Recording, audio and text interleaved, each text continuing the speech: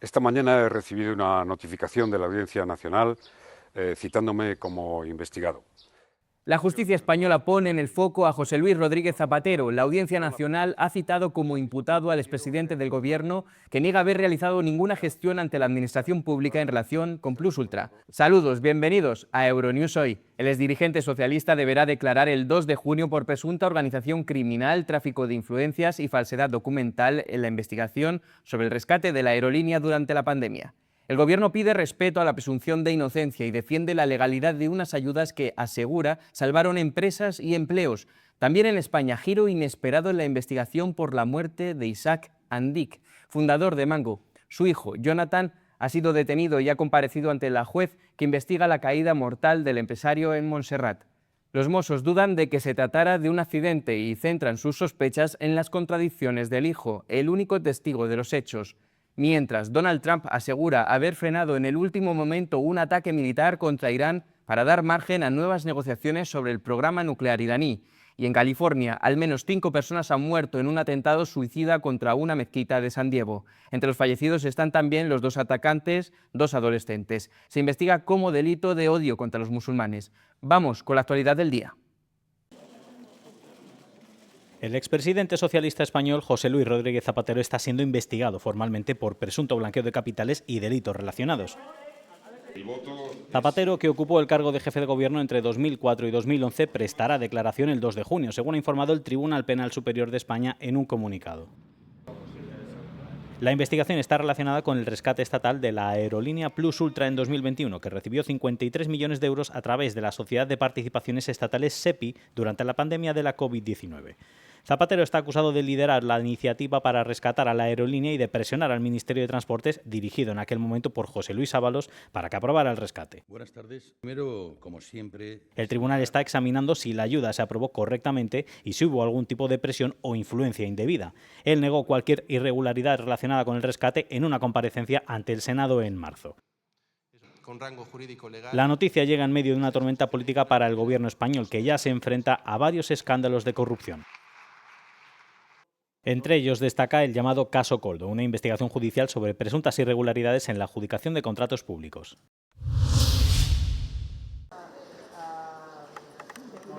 Custodiado por 5 policías y con las manos esposadas, Jonathan Andic ha entrado por primera vez arrestado en la comisaría. Los Mossos d'Esquadra le han detenido este martes por el presunto homicidio de su padre, el dueño de Mango, Isaac Andic, que falleció hace casi 2 años cuando cayó por un camino en la montaña de Montserrat. El fundador de Mango se precipitó a una altura de más de 100 metros y aunque al principio se pensó que era un accidente, las contradicciones de Jonathan, su único acompañante, hicieron saltar las alarmas. Durante más de 3 horas ha prestado declaración. La Fiscalía pide prisión para Andic, solo eludible bajo una fianza de 1 millón de euros. La investigación ha acreditado que padre e hijo tenían una relación a ratos conflictiva y que la bronca por la herencia continuó con la mujer de Andic cuando falleció. La juez ha hecho caso a la Fiscalía y ha solicitado prisión provisional con fianza para Andic, que ha evitado la entrada en prisión abonando el 1 millón de euros solicitado.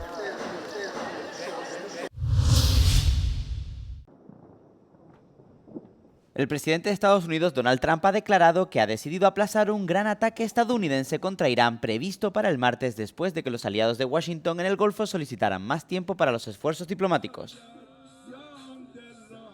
El anuncio de la reanudación prevista de las hostilidades se produce tras semanas de estancamiento en las negociaciones en curso entre Estados Unidos e Irán. También se produce tras numerosas amenazas de Trump de atacar Teherán una vez más si no llegaba pronto a un acuerdo nuclear con Washington. We were getting ready to do a very major attack tomorrow. I've put it off for a little while, hopefully maybe forever, but possibly for a little while, because we've had very big discussions with Iran, and we'll see what they amount to. I was asked by Saudi Arabia, Qatar, UAE, and some others if we could put it off for 2 or 3 days, a short period of time, because they think that they are getting very close to making a deal. Las dos partes beligerantes han intercambiado varias respuestas a una propuesta para poner fin a la guerra mediada por Pakistán, pero según los negociadores persisten grandes diferencias y parece poco probable que se rompa este obstinado punto muerto. La Casa Blanca busca el compromiso de Irán con la abolición total de sus ambiciones nucleares, mientras que Irán quiere mantener parte de su infraestructura nuclear para lo que, según afirma, serán proyectos de uso civil. Trump ha advertido repetidamente de que la guerra no terminará hasta que Irán acepte incondicionalmente no adquirir nunca armas nucleares y ha expresado la disposición de su país a luchar todo el tiempo que sea necesario para lograrlo. Europol ha eliminado miles de publicaciones, cuentas y enlaces online vinculados al cuerpo de la Guardia Revolucionaria Islámica de Irán. La agencia pudo hacerlo gracias a que la UE designó formalmente al cuerpo como organización terrorista en febrero. Esto proporcionó a las fuerzas del orden la base legal para actuar contra su infraestructura online. Los investigadores afirmaron que la Guardia Revolucionaria había creado una red digital altamente estructurada que abarcaba las principales plataformas de redes sociales, servicios de streaming, sitios de alojamiento de blogs y sitios web independientes. El contenido, que se distribuía en numerosos idiomas, incluía mensajes políticos entremezclados con narrativas de martirio religioso. También se distribuyeron ampliamente vídeos generados por inteligencia artificial, incluidos algunos que elogiaban al cuerpo de la Guardia Revolucionaria iraní y llamaban a la represalia en nombre del difunto líder supremo. Se espera que en el próximo informe de Europol sobre la situación y las tendencias del terrorismo en la UE se den a conocer más detalles.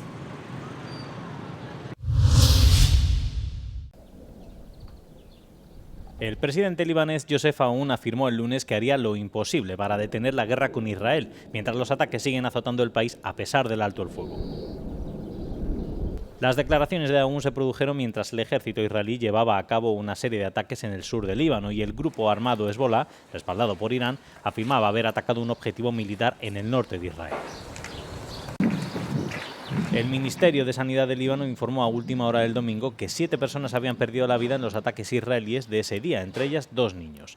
Aunque el 17 de abril se anunció un alto el fuego que se prorrogó por 45 días la semana pasada tras las conversaciones lideradas por Estados Unidos, este no ha logrado detener la violencia entre Israel y Hezbollah, que han seguido lanzando ataques mientras se acusan mutuamente de violar el acuerdo.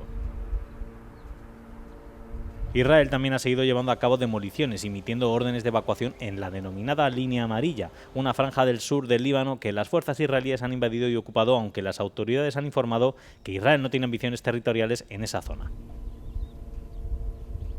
El lunes el Ministerio de Sanidad libanés afirmó que el número de víctimas mortales de los ataques israelíes desde el inicio de la guerra había alcanzado las 3.020, entre las que se contaban 211 menores de 18 años y 116 trabajadores sanitarios.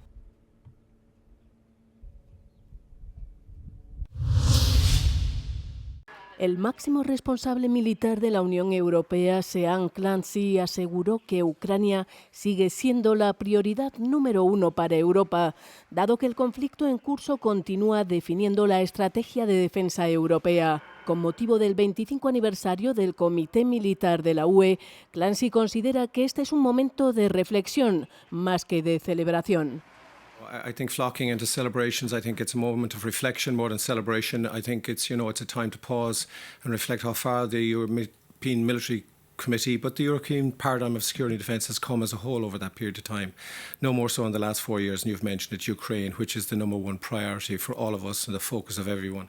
El general de mayor rango de la UE subraya que Ucrania, objetivo anoche de un ataque masivo ruso con más de 500 drones y decenas de misiles, sigue siendo clave para la seguridad del continente. The extraordinary resilience of the Ukrainian armed forces, but the Ukrainian people as a whole has transformed Ukraine into a fortress nation now. And Ukraine, from an European point of view, is integral to the future security of Europe. So this isn't just beneficiaries of European charity. This is strategic initiative and imperative for Europe. El Comité Militar de la UE ha entrenado hasta el momento a más de 90.000 soldados ucranianos. Clancy, sin embargo, descarta la idea de que la UE deba convertirse en una potencia militar comparable a la OTAN. En Ucrania, Andriy Yermak, el ex jefe de gabinete del presidente ucraniano Volodymyr Zelensky, ha sido puesto en libertad bajo fianza de 2,7 millones de euros tras pasar 4 días detenido en el marco de una importante investigación anticorrupción. La fianza fue abonada por varias fuentes después de que Andriy Yermak declarara el 13 de mayo que no podía pagarla personalmente y que recurriría a la ayuda de amigos. Según los investigadores anticorrupción, Yermak es sospechoso en una amplia investigación por blanqueo de capitales relacionada con la construcción de un complejo residencial de lujo a las afueras de Kiev. Se investiga una trama en la que se blanquearon hasta 9 millones de euros entre 2021 y 2025. De ser declarado culpable, Yermak podría enfrentarse hasta 12 años de cárcel. Yermak y su abogado negaron haber cometido ningún delito y calificaron los cargos de infundados. Prometieron además recurrir la sentencia del tribunal.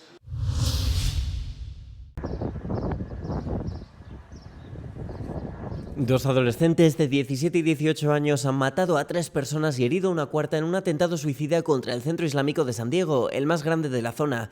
La madre de uno de los sospechosos alertó a la policía de que su hijo había huido de casa con su coche y varias armas y temía que estuviese planeando suicidarse. Mientras los agentes continuaban interrogando a la madre, comenzó el tiroteo en la mezquita. While we were gathering this information and we were trying to zero in on where these individuals were at, we received the call at approximately 11:43 that there was an active shooter at the Islamic Center. Officers were in the area, still talking with mom, trying to piece together where they might be, the locations that she felt that they would be at. And that was just a few blocks away. Those officers, once they heard what was happening at the Islamic Center, immediately dispatched themselves to the mosque. Las 3 víctimas recibieron disparos frente al Centro Islámico, una instalación con fines religiosos, culturales y educativos. Uno de los fallecidos era un guardia de seguridad que, de acuerdo con el testimonio de Wall, impidió que se perdiesen más vidas. Los 2 sospechosos dispararon además a un jardinero cuando llegaron los agentes al lugar de los hechos. La policía informa de que uno de los sospechosos dejó una nota con mensajes de odio, pero sin referencias específicas a la mezquita. Los cuerpos de los atacantes han sido hallados en su coche con disparos autoinfligidos.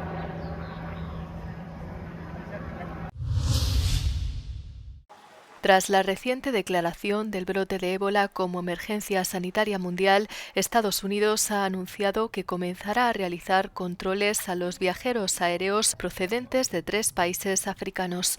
A partir de ahora se controlará a los pasajeros en los aeropuertos antes de que entren en el país, y los titulares de pasaportes no estadounidenses que hayan viajado a Uganda, la República Democrática del Congo o a Sudán del Sur en los últimos 21 días se enfrentarán a restricciones de entrada. Los Centros para el Control y la Prevención de Enfermedades han declarado que están vigilando la situación, pero consideran que el riesgo que supone el virus para la población general de Estados Unidos es bajo. La decisión se produce después de que un estadounidense diera positivo por el virus en la República Democrática del Congo tras haber estado expuesto al mismo en el marco de su trabajo. Mientras tanto, el Centro Europeo para la Prevención y el Control de Enfermedades ha declarado que está enviando expertos al centro africano con sede en Etiopía para ayudar a coordinar la respuesta al brote de ébola. Elon Musk pierde el juicio contra Sam Altman por OpenAI. En Estados Unidos, un tribunal ha desestimado las demandas presentadas por Elon Musk contra la tecnológica de inteligencia artificial de Sam Altman. La decisión judicial supone un varapalo para el fundador de Tesla y el fallo, que afecta al futuro de la compañía creadora de ChatGPT, allana su salida a bolsa. Estaban en juicio 150.000 millones de dólares y el duelo entre el hombre más rico del mundo y el responsable de la empresa privada más valiosa. El juicio entre Elon Musk y Sam Altman por el control de OpenAI se salda en primera instancia con una clara victoria para Altman. Un jurado federal de 9 personas deliberó durante menos de 2 horas en Oakland, California, antes de decidir por unanimidad que el demandante esperó demasiado tiempo para presentar su denuncia. Elon Musk, cofundador de OpenAI en 2015, sostenía que la organización había traicionado su misión original, desarrollar la inteligencia artificial sin ánimo de lucro y en beneficio de la humanidad. Para OpenAI es una victoria evidente. Con un valor de casi $1 billón podrá preparar una posible salida a bolsa, atraer inversión y reestructurarse. El propietario de Tesla recurrirá, pero los expertos consideran improbable que pueda darle la vuelta a esta batalla legal.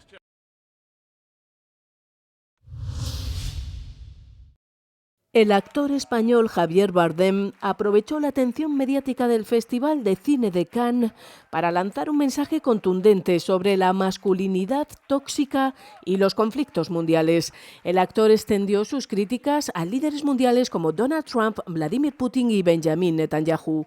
I'm 57 years old, coming from a very machista country called Spain, where there is an average of 2 women killed monthly by their ex-husbands or ex-boyfriends, which is horrible. Just that amount of women being murdered, it's unbelievable. And we kind of normalized it. It's like, well, yeah, it's horrible. I mean, are we nuts? We are killing women because some men think they own them, they possess them. So, and that problem also goes to Mr. Trump, and Mr. Putin, and Mr. Netanyahu. The big balls man saying my is bigger than yours, and I'm gonna bomb the shit out of you. It's a male toxic behavior that is creating thousands of dead people. So, yeah, we have to talk about it.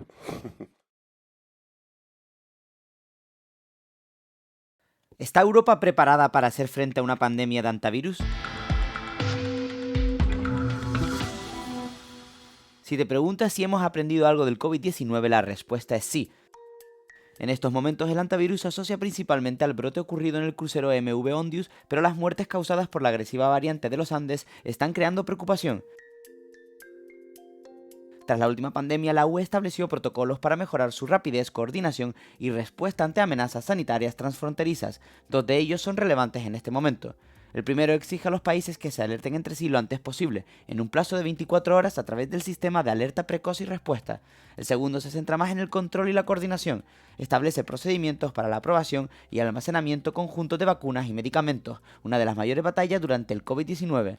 Pero hay una laguna. En lo que respecta a las medidas de cuarentena y prevención no existe un protocolo unificado. Cada país tiene sus propias medidas. No hay un manual único europeo. Podría ser un problema, pero en este momento está ocurriendo algo interesante. Francia, Italia, España, Alemania y otros países que se enfrentan a casos de antivirus están de hecho reaccionando de manera muy similar siguiendo las directrices de la OMS. Una cuarentena de 6 semanas para los contactos de alto riesgo, pruebas PCR, seguimiento estricto, movimientos limitados y distanciamiento de seguridad. Así que Europa está más preparada que hace 6 años, pero estar preparado no siempre significa estar listo, y si esa diferencia importa quizás solo lo descubramos en la próxima pandemia.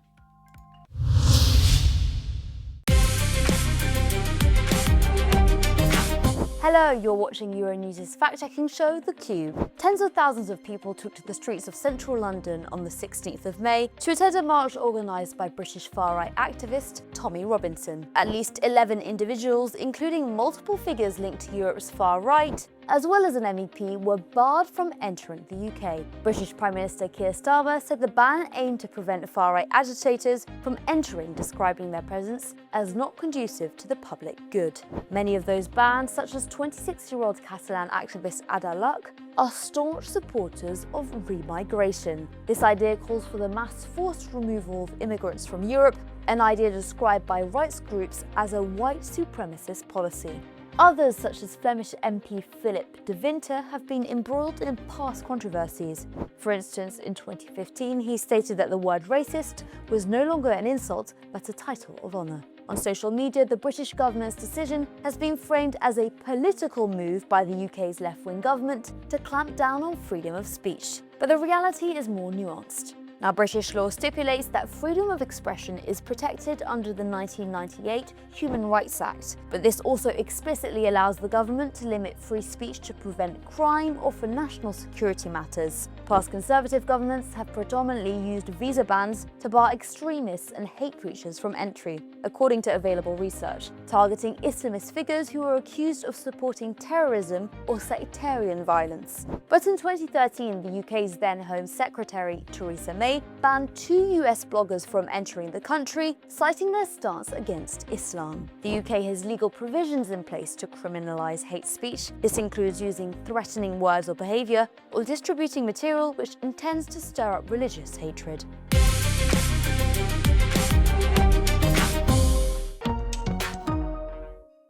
Hasta aquí el informativo de este martes. Gracias por todos los me gusta que nos dejan. Se quedan con el tiempo y con el no comen del día, en el que verán las marchas que se han producido en Caracas para exigir justicia y dar con los responsables de la muerte del preso político Víctor Quero. También han rendido homenaje a la madre del preso, quien ha muerto sin saber qué ha ocurrido. Gracias por seguirnos. Buenos días, buenas tardes, buenas noches. Euronews, el tiempo.